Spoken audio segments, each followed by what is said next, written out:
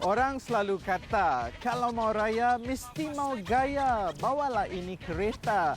Barulah orang kata kita sudah berjaya. You know when we want to go back for Hari Raya, we always want to bring back a new car just to show, hey, I have made it in Kuala Lumpur. Well, yes, you can go for your regular German sedans to show that you've arrived. But here's a Japanese alternative that's definitely very, very elegant. Today, guys, we're going to be reviewing the Lexus ES250 Luxury, and we're going to find out exactly how luxurious this beautiful sedan is. Let's go. The 6th generation ES embodies Lexus's strong desire to change the concept of luxury vehicles in its class. In its design, the brand aims to give fresh expression to two key qualities: in instinctive excitement when you see it and feel good driving. At least, this is what the literature tells us. This is not just sporty performance. This is a marriage of excellent handling, spacious comfort, and serene ambiance. Welcome to the cockpit of the Lexus ES250.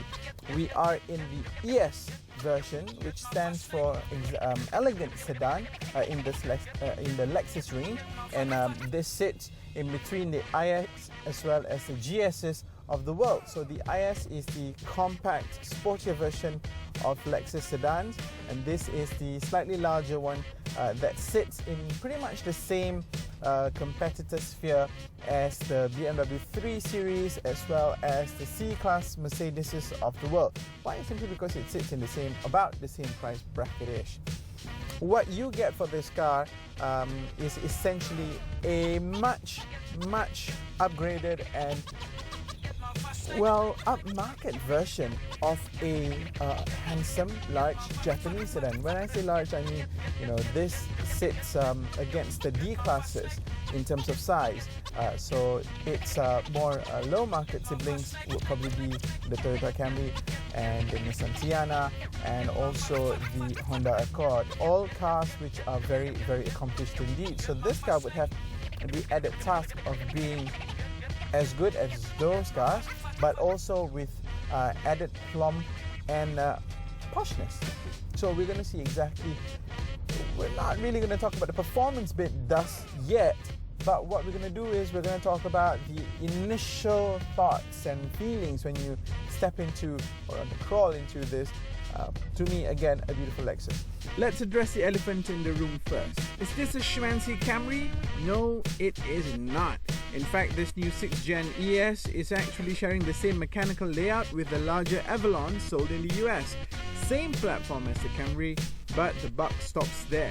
Since the 4th generation model, the Lexus ES has been aimed at the comfort luxury segment, with an emphasis on interior amenities, quietness, and ride quality, in contrast with more firm riding sport sedans.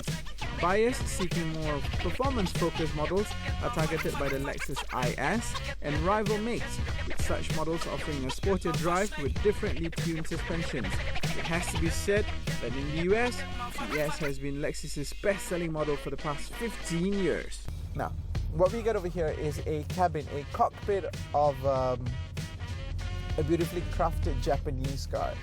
Japanese unmistakably because of the way the layout is done, and it doesn't have that minimalistic suaveness and simplicity of its German or continental rivals, but at the same time it still has all the functionality as well as ease of use when you're comparing it to those cars. The car might have a layout which is a little bit everywhere, but you know what, you're used to that already if you're used to Japanese cars. The design is simple-ish with a combination of the modern touches such as this aluminum strips, as well as the classic with this burr walnut finish, as well as the same treatment for the beautiful steering wheel. The materials used, of course, there's nothing to fault. This is a Lexus at the end of the day. If the Japanese is to do posh, they do it in a Lexus, and this definitely delivers in terms of the poshness of the feel of the materials. The leathers are nice, be it on the seat, on the surfaces. The wood feels good, and the buttons and toggles feel, well, they feel solid-ish. Okay, so that's all really good indeed. But what about the comfort, the general comfort of being in this car? At the moment, I can only comment from the driver's seat, and from the driver's seat, I'm in a very cool place. Literally. The air conditioning doesn't only make the air around me cooler, but I've also got cool air blowers on my seat. I don't know if you can hear it. See, when I do that, I can hear a whooshing sound coming from my back, and it's telling me that, or rather, it's making me know that I've got cool air being pushed against my back. Perfect for Malaysian weather, I tell you seriously. You know, imagine parked in a hot car park, and then you come in, you put your aircon in full blast. Yep, okay, you cool down significantly in front, but then you're always left with sweaty bags. Now this one is going to ensure that your shirts are going to be nice and non-sweaty when you disembark from the car at your destination. This is a good feature. Thank you so much, Lexus, for thinking of us Asians. This is a problem that we definitely constantly live with on a daily basis. What I see in front of me is a smart looking instrument cluster, no clutter there. It's very straightforward. It tells me exactly what I need to know in this with as little fuss as possible. I've got a fairly large screen there, controlled with this electromagnetic toggle, which needs getting used to a little bit. I have to say that it doesn't have the bezel like the iDrive or even the system on the Merc, but this one has a movable toggle joystick kind of thingy that sticks when there are buttons that you want to go to. Otherwise, it just floats about freely. And this system controls everything from the sat nav, which is good, you get it for free. You also get the radio and the climate control and all the above. Everything is controlled with this little toggle. What we're going to do next, we're going to find out exactly what it feels like to be sitting at the back seat of this car. Is it going to be all nice and plump and plush like this? Let's go. This is something we already know. Lexuses are known for great materials and superb fit and finish. Thus, with the ES expressing that the cabin is comfortable is simply stating the obvious. What's also obvious is the fact that it's easy to see why brand loyalty is so high with Lexus. Given the generous size of the cabin, you just won't see the necessity of buying a larger Lexus. In this car, passengers at the back will get to enjoy ample legroom. The luggage room is also healthy at 490 litres. But yeah, about that rear seat. Okay, so now we're in the back seat of the Lexus ES250, where the people, the customers, are meant to be in. Why? Because as compared to the IS and also the GS models, the ES definitely has one USP that sets it above and beyond those, which is ample of real estate. I've got a lot of leg room, I've got a lot of headroom, I've got a lot of shoulder area, I've got a lot of space back here. And well, technically it's not meant for 5 people to be in this car. 4 is the most ideal number. You've got your driver and your butler, as well as 2 of you, Madame and Monsieur at the back, and you can just pull this down. And that's it. Look, you've got a whole bevy of buttons that you can play around with, which are the audio control, as well as some of the other cooler nifty features, like, you know, I can pull this sunshade up, but also at the same time, ta-da! Check that out. I'm now in a cozy, comfortable area, but it's a little bit too dark, so I can press this button over here and it can go down. Put the shade down so you can get more light in here. The buttons also look a little bit retro-ish, and I really like that because it makes you feel like you're in a really posh old Rolls Royce, and that's definitely not a bad place to be in. The seating position is wonderful.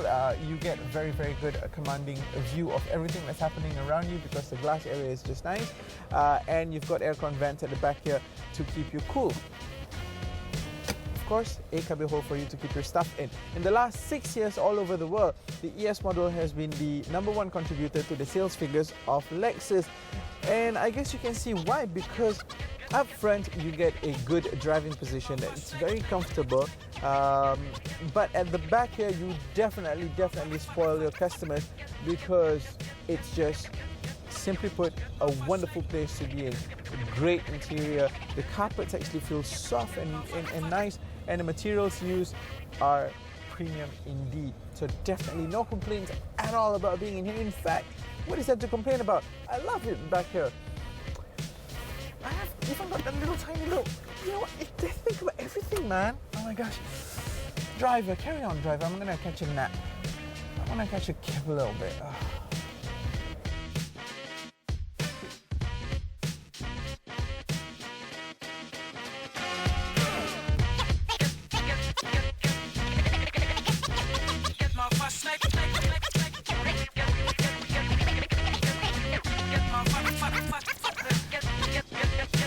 Well, you know what? The really harsh critics would be very quick to point out that this car is in fact a glorified Toyota Camry. I would say, well, let's not look at it that way. Let's look at this as a very obvious way of getting up into the luxury market without really having to pay an arm and a leg for it.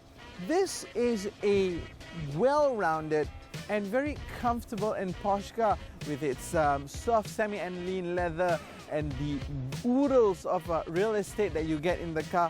This is definitely one for you to say, hey, I am now in the luxury market, but I don't have to pay so much for it. And this is definitely going to show when the sales figures come in, because hey, why would you want to spend so much money for a car that's equally good as the Continental brothers? Good job, Lexus. I think I like this one.